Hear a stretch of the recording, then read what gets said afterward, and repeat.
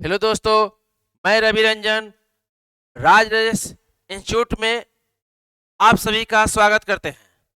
आज हम लोग राज व्यवस्था के 15 सवालों का सेट लेकर आए हैं जो आपको बिहार दरोगा mains, Bihar SSC, Jharkhand SSC, Uttar Pradesh police एवं तमाम एग्जाम में आपको फायदे पहुंचाएंगे। तो वीडियो में अंत तक बने रहेंगे जिसका लाभ आप उठा सके और ज़्यादा से ज़्यादा वीडियो को शेयर करें। तो आइए आज के पहले सवाल को देखते हैं। देखेंगे आज का पहला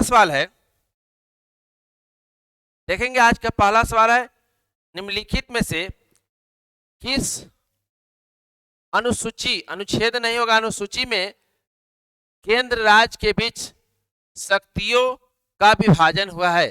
निम्नलिखित में से किस अनुसूची में केंद्र राज्य के बीच शक्तियों का विभाजन हुआ है? तो देखेंगे ऑप्शन है 7वीं अनुसूची, 8वीं अनुसूची, 9वीं अनुसूची, 11वीं अनुसूची। तो आप लोग जो है जल्दी से जल्दी आप लोग भी कमेंट बॉक्स में आंसर देंगे। आंसर क्या होगा? संविधान के किस अनुसूची में केंद्र और राज्य के बीच शक्तियों का बंटवारा का वर्णन किया गया है? तो देखेंगे इसका आंसर हो जाएगा 7वीं अनुसूची।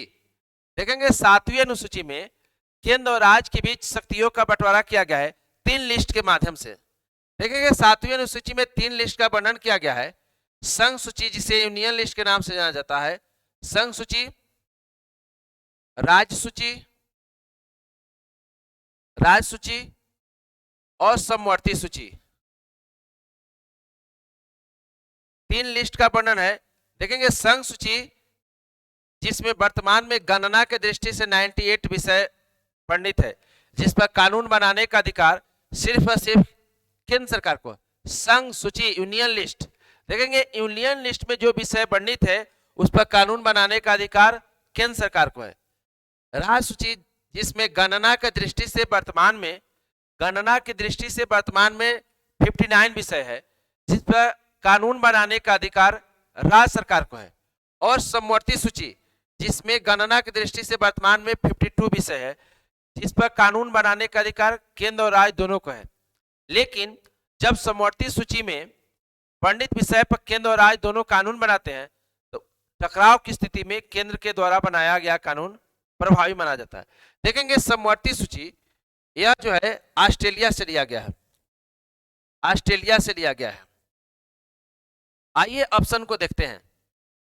8वीं अनुसूची, देखेंगे मूल संविधान में 8 अनुसूची ही था, लेकिन वर्तमान में संविधान में 12 अनुसूची है। 8वीं अनुसूची देखेंगे, जिसमें भाषा संबंधित प्रावधान वर्णन है। 8वीं अनुसूची में प्रारंभ में 14 भाषा थी, लेकिन वर्तमान में 8वीं अनुसूची में 22 भाषा है।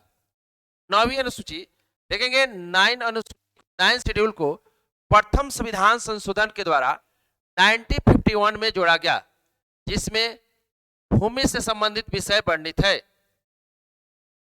11वीं अनुसूची देखेंगे, 11वीं अनुसूची को 73वें संविधान संशोधन के द्वारा 1992 में जोड़ा गया।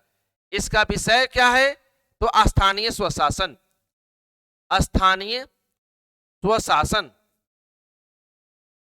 Local self government.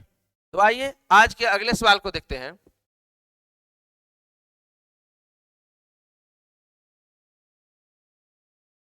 आइए आज के दूसरे सवाल को देखते हैं।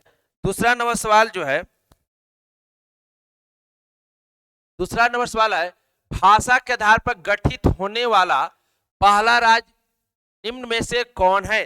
भाषा के आधार पर गठित होने वाला भारत का प्रथम राज्य कौन है? गुजरात, महाराष्ट्र, आंध्र प्रदेश और पश्चिम बंगाल। तो आप लोग भी बताएंगे भाषा के आधार पर। देखेंगे ये वाला सवाल जो है कई बार पूछे जा चुके हैं एग्जाम में। भाषा के आधार पर गठित होने वाला देश का पहला राज्य कौन है? तो देखेंगे आंसर हो जाएगा आंध्र प्रदेश। 1 अक्टूबर 1953 में आंध्र प्रदेश का गठन किया गया। देखेंगे स्वतंत्रता प्राप्ति के बाद ही भाषा के आधार पर राज्यों के पुनर्गठन की मांग जोर पकड़ने लगी। तो संविधान सभा के अध्यक्ष डॉक्टर राजेंद्र प्रसाद ने इलाहाबाद उच्च न्यायालय के पूर्व न्यायाधीश एस के धर के अध्यक्षता में भाषाई प्रांत आयोग का गठन किया, जिसने दिसंबर 1948 में अपना रिपोर्ट दिया, जिसने बोला भाषा के आधार पर राज्यों का गठन नहीं होना चाहिए, प्रशासनिक सुविधा के आधार पर राज्यों का गठन होना चाहिए। उसके बाद 1948 में ही जेवीपी जवाहरलाल नेहरू, पताबी सितारमैया और वल्लभ भाई पटेल की अध्यक्षता में एक कमेटी गठन हुआ। इस कमेटी ने भी अपना रिपोर्ट दिया। इस समिति ने भी भाषा के आधार पर राज्यों के पुनर्गठन की मांग को खारिज किया। उसके बाद कांग्रेस नेता पोटी श्री राम लुलू ने 56 दिनों तक आमरण अनशन किया। उसके बाद उनका निधन हो गया।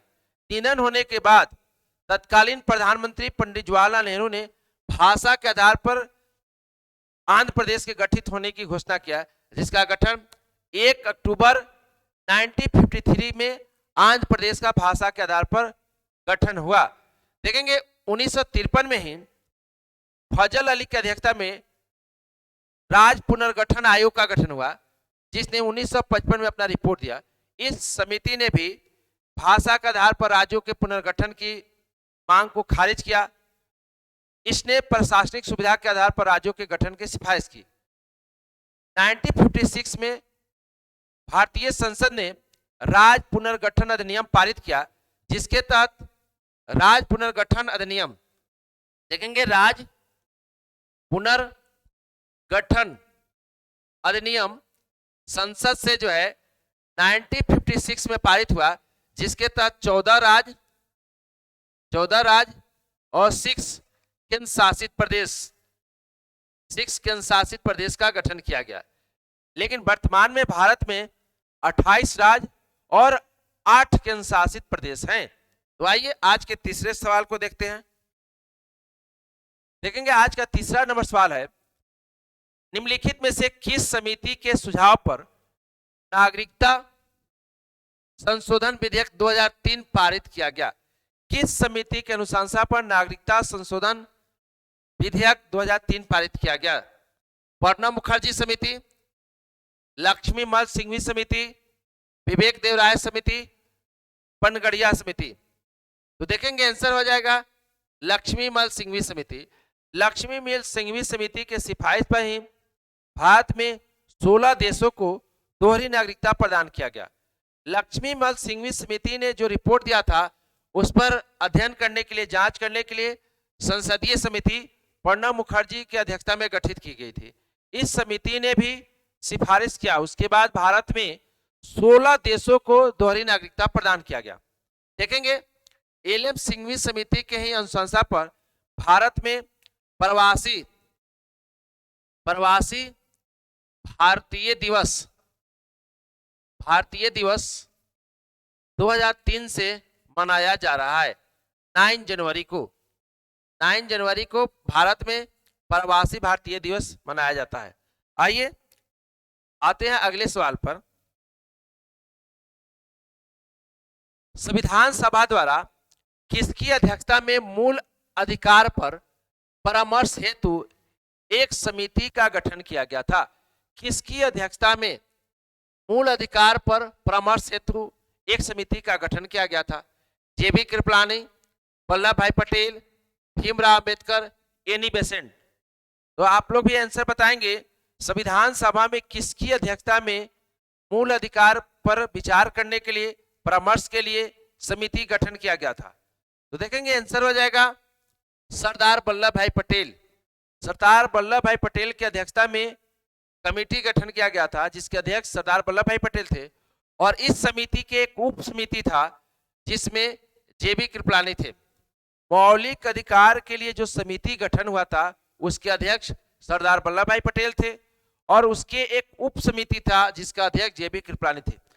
भीमराव अंबेडकर, देखेंगे भीमराव अंबेडकर जिसे संविधान का जनक, संविधान का पिता कहा जाता है, भीमराव अंबेडकर संविधान सभा में ड्राफ्टिंग कमेटी, जिसे प्रारूप समिति या उसी को मसौदा प्रारूप समिति जिसे मसौदा समिति कहा जाता है,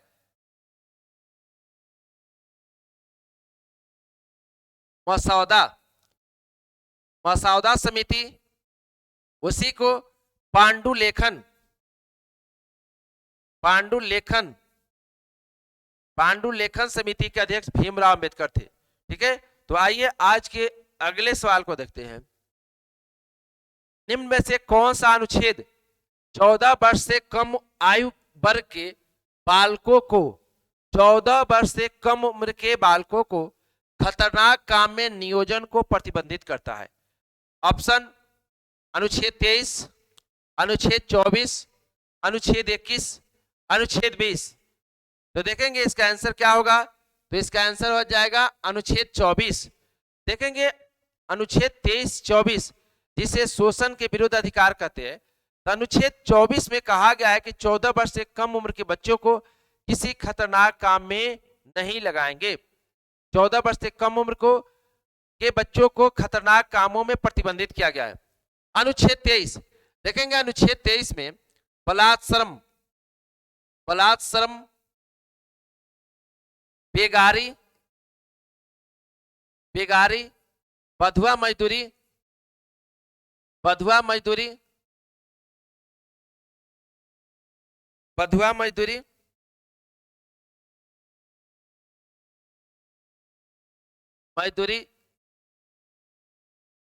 मानव तस्करी इत्यादि को प्रतिबंधित करता है। देखेंगे अनुच्छेद 23 जो है बलात्श्रम, बेगारी, बधुआ मजदूरी, मानव तस्करी को प्रतिबंधित करता है। अनुच्छेद 21 देखेंगे, अनुच्छेद 21 जो है स्वतंत्रता के अधिकार के अंतर्गत आता है, जिसमें प्राण एवं दैहिक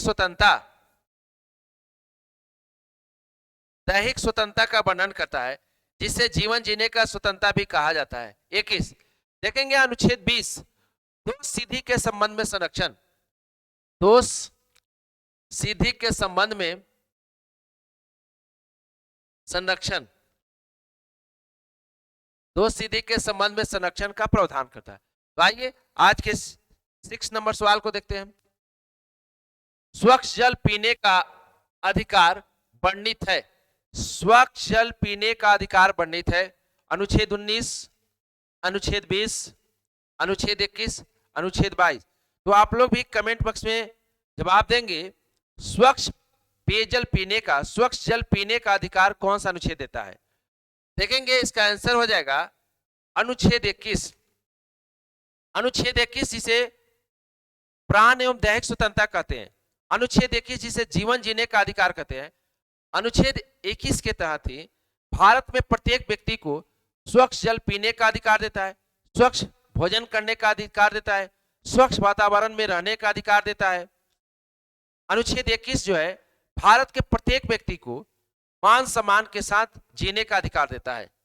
देखेंगे अनुच्छेद 19, अनुच्छेद 19 जो है इसमें वर्तमान में 6 प्रकार की स्वतंत्रता है।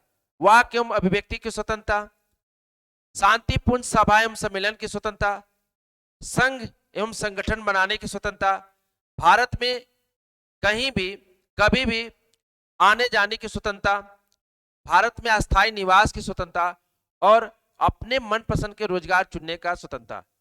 ठीक है। अनुच्छेद 20 जिसमें दोष सिद्धि के संबंध में संरक्षण का वर्णन किया गया है। अनुच्छेद 22 में गिरफ्तारी के विरुद्ध संरक्षण, अनुच्छेद 22 में गिरफ्तारी के विरुद्ध संरक्षण का प्रावधान किया गया है। आइए आज के 7वें सवाल को देखते हैं। देखेंगे हाल ही में आर्थिक आरक्षण देने के लिए संविधान के किस अनुच्छेद में संशोधन किया गया। देखेंगे भारत के संविधान में सामान्यतः जो है सामाजिक एवं शैक्षणिक रूप से जो पिछड़े हैं उनके लिए आरक्षण का प्रावधान किया गया, लेकिन आपका संविधान सवाल कहता है हाल ही में आर्थिक आरक्षण। देखेंगे आर्थिक आधार पर जो आरक्षण हाल ही में दिया गया है उसके लिए संविधान के किस अनुच्छेद में संशोधन किया गया। अनुच्छेद 15, अनुच्छेद 16, अनुच्छेद 19 और अनुच्छेद 21। तो देखेंगे इसका आंसर हो जाएगा अनुच्छेद 15 और अनुच्छेद 16, यानी हो जाएगा बी। देखेंगे 124वें संविधान संशोधन 2019 में 124वें संविधान संशोधन विधेयक 2019 में अनुच्छेद 15 का 6 जोड़ा गया और आर्टिकल 16 का 6 जोड़ा गया। देखेंगे अनुच्छेद 15 का 6 जो है शैक्षणिक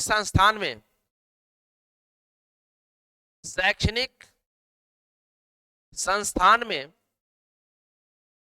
आर्थिक रूप से पिछड़े वर्ग यानी ईडब्ल्यूएस, इकोनॉमिक वीकर सेक्शन, आर्थिक रूप से पिछड़े वर्ग, समान वर्ग के लोग, उन्हें सरकारी संस्थानों में, शिक्षण संस्थानों में नामांकन में 10% आरक्षण दिया गया 124वें संविधान संशोधन विधेयक 2019 के द्वारा। अनुच्छेद 16 का खंड 6 में सरकारी नौकरी में समान वर्ग के वे लोग जो आर्थिक रूप से पिछड़े हैं अर्थात ईडब्ल्यूएस को, इकोनॉमिक वीकर सेक्शन को सरकारी नौकरी में 10% आरक्षण दिया गया। तो आइए आज के 8वें नंबर सवाल को देखते हैं। नगर पालिका परिषद के सदस्यों को निम्न में से कौन शपथ दिलाता है? नगर पालिका परिषद के सदस्यों को निम्न में से कौन शपथ दिलाता है? तो देखेंगे भारत में त्रिस्तरीय नगर प्रशासन का वर्णन किया गया है। नगर में त्रिस्तरीय व्यवस्था अपनाए गए हैं। देखेंगे वो 3 स्तर कौन कौन है?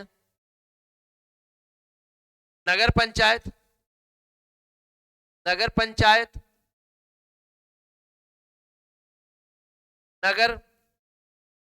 पालिका परिषद और नगर निगम। तो ध्यान रखेंगे नगर पंचायत और नगर पालिका परिषद के सदस्यों को उप जिला अधिकारी के द्वारा शपथ दिलाया जाता है, जिसे एसडीएम, सब डिविजनल मजिस्ट्रेट कहा जाता है। उप जिलाधिकारी या डिप्टी कलेक्टर कहते हैं। एसडीएम के द्वारा शपथ दिलाया जाता है। ध्यान रखेंगे नगर पंचायत और नगर पालिका परिषद के सदस्यों को उप जिलाधिकारी, जिसे डिप्टी कलेक्टर कहते हैं, उनके द्वारा शपथ दिलाया जाता है। देखेंगे नगर निगम के जो मेयर, डिप्टी मेयर एवं अन्य सदस्य होते हैं, उन्हें शपथ जो है जिला दंडाधिकारी के द्वारा शपथ दिलाया जाता है। तो आइए आज के अगले सवाल को देखते हैं। मुखिया को पद से हटाने के लिए अविश्वास प्रस्ताव के संबंध में कौन सा कथन सत्य है? मुखिया को पद से हटाने के लिए अविश्वास प्रस्ताव के संबंध में कौन सा कथन सत्य है? तो देखेंगे मुखिया पर विश्वास प्रस्ताव पद ग्रहण करने के 2 साल बाद लगता है। पंचायत के कम से कम 50% मतदाता का हस्ताक्षर आवश्यक है। उपरोक्त में से कोई नहीं, उपरोक्त में से एक से अधिक। तो आप लोग भी जल्दी से जल्दी कमेंट बॉक्स में आंसर देंगे। मुखिया को हटाने के लिए जो अविश्वास प्रस्ताव लाया जाता है उससे संबंधित कौन सा कथन सत्य है? तो देखेंगे मुखिया पर अविश्वास प्रस्ताव ग्रहण करने के 2 वर्ष बाद लाया जाता है। सही है, मुखिया जब पद ग्रहण करता है तो 2 वर्ष बाद ही, 2 वर्ष से पहले उन पर विश्वास प्रस्ताव नहीं लाया जा सकता है। तो ऑप्शन ए सही है। पंचायत के कम से कम 50% मतदाता का हस्ताक्षर आवश्यक है, यह भी कथन सत्य है। तो आइए इसका आंसर हो जाएगा उपरोक्त में से एक से अधिक। आंसर हो जाएगा डी। आइए आज के अगले सवाल को देखते हैं। संविधान सभा के उपाध्यक्ष निम्नलिखित में से कौन थे? भारत में संविधान निर्माण करने के लिए कॉन्स्टिट्यूशनल असेंबली, संविधान सभा का गठन किया गया था, जिसके उपाध्यक्ष कौन थे? ऑप्शन है sir BN Rao, doctor SC Mukherjee, sir BT Krishnamachari, KM Munshi. तो आप बताएंगे इसका आंसर क्या हो जाएगा? तो देखेंगे डॉक्टर एस.सी. मुखर्जी और सर बी.टी. कृष्णाचारी को संविधान सभा के उपाध्यक्ष चुना गया था।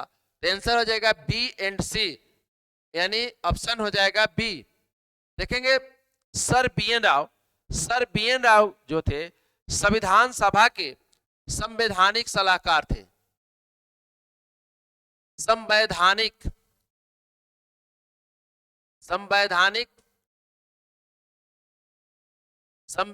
सलाहकार थे। के एम मुंशी देखेंगे, के एम मुंशी जो है प्रारूप समिति जिसमें अध्यक्ष सहित 7 मेंबर थे उसके सदस्य थे, प्रारूप समिति के सदस्य थे। आइए 11 नंबर सवाल को देखते हैं।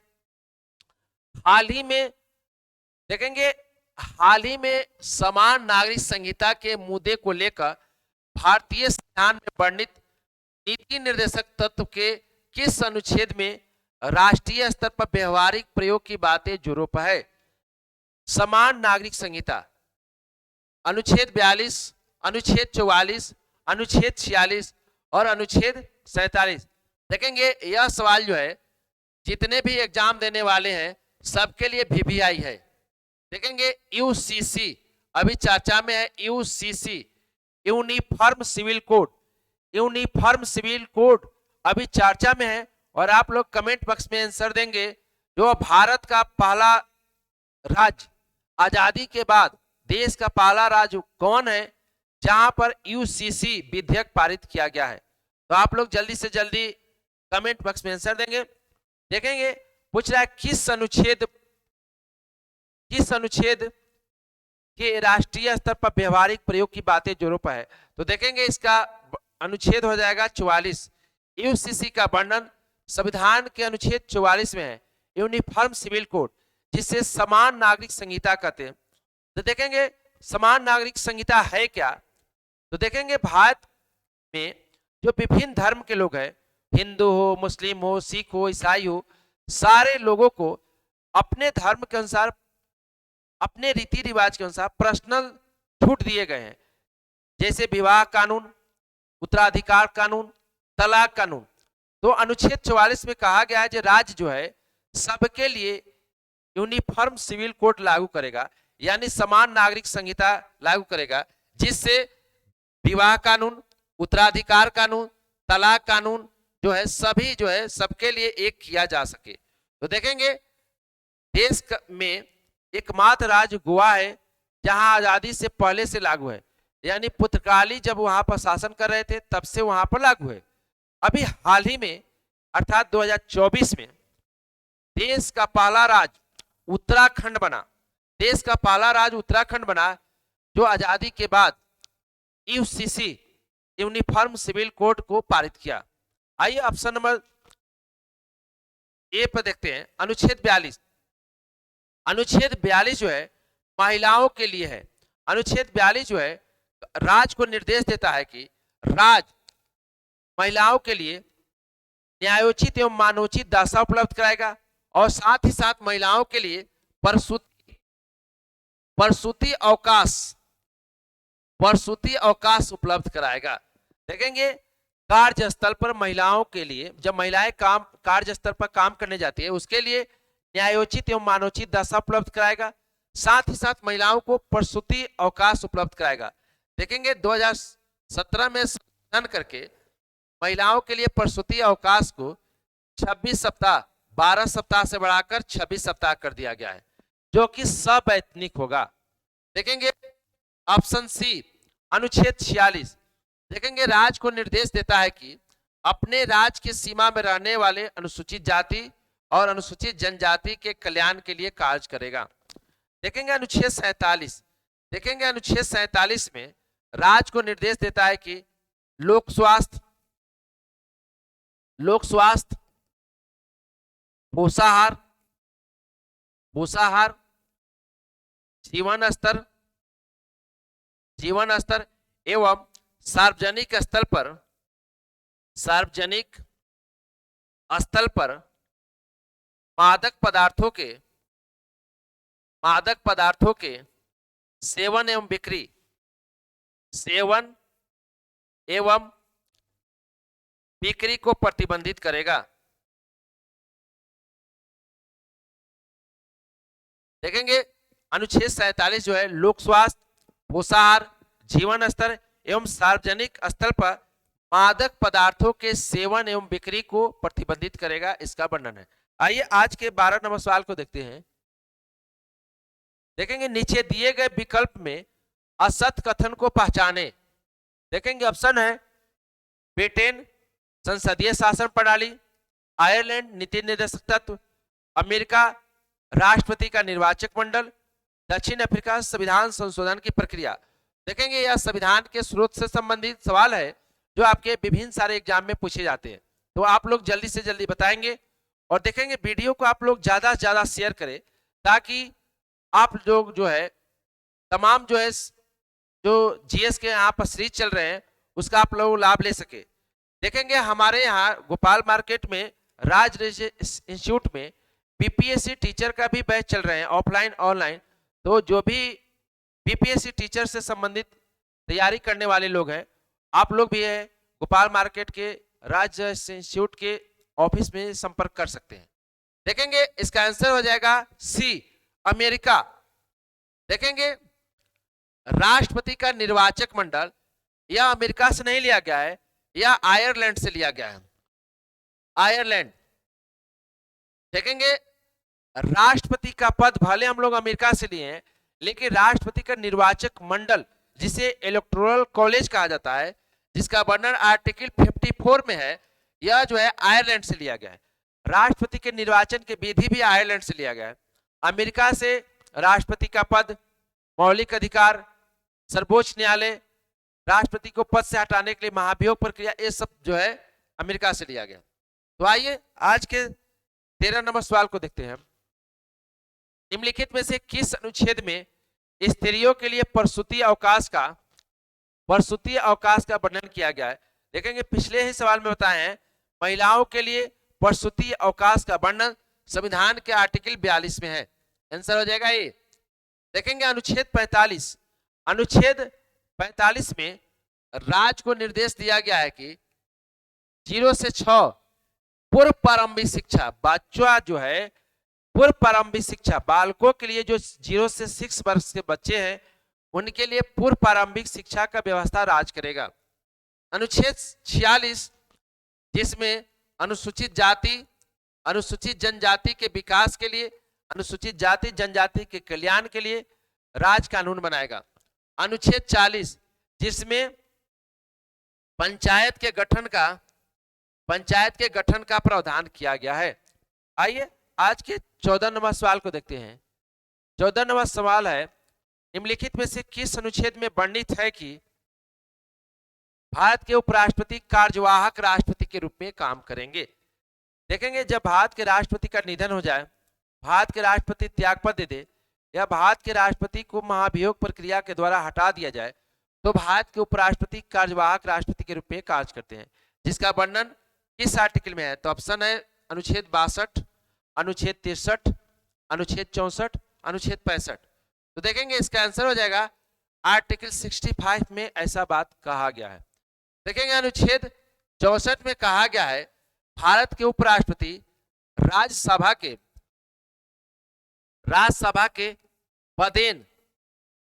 पदेन सभापति होंगे। देखेंगे अनुच्छेद 62 इसमें राष्ट्रपति पद की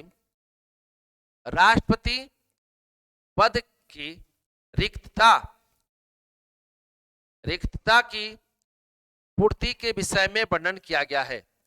देखेंगे अनुच्छेद 63 जिसमें उपराष्ट्रपति भारत में एक उपराष्ट्रपति होगा, इसका प्रावधान किया गया है। तो आइए आज के अंतिम सवाल को देखते हैं। आज के 15 नंबर सवाल को देखते हैं। देखेंगे आज का 15 नंबर सवाल है निम्नलिखित में से किस लोकसभा का चुनाव पहली बार ईवीएम से किया गया? भारत में किस लोकसभा का चुनाव पहली बार ईवीएम से किया गया? इलेक्ट्रॉनिक वोटिंग मशीन से किया गया। ऑप्शन है 12वीं लोकसभा, 14वीं लोकसभा, 15वीं लोकसभा, 16वीं लोकसभा। तो आप लोग जल्दी से जल्दी कमेंट बॉक्स में आंसर देंगे और जो है आप लोग कमेंट बॉक्स में ये भी आंसर बताएंगे किस समिति ने इलेक्ट्रॉनिक वोटिंग मशीन को लाने का सिफारिश किया था। देखेंगे इसका आंसर हो जाएगा 14वीं लोकसभा 2004। भारत में 14वीं लोकसभा का चुनाव पहली बार इलेक्ट्रॉनिक वोटिंग मशीन से कराया गया। देखेंगे भारत में सबसे पहली बार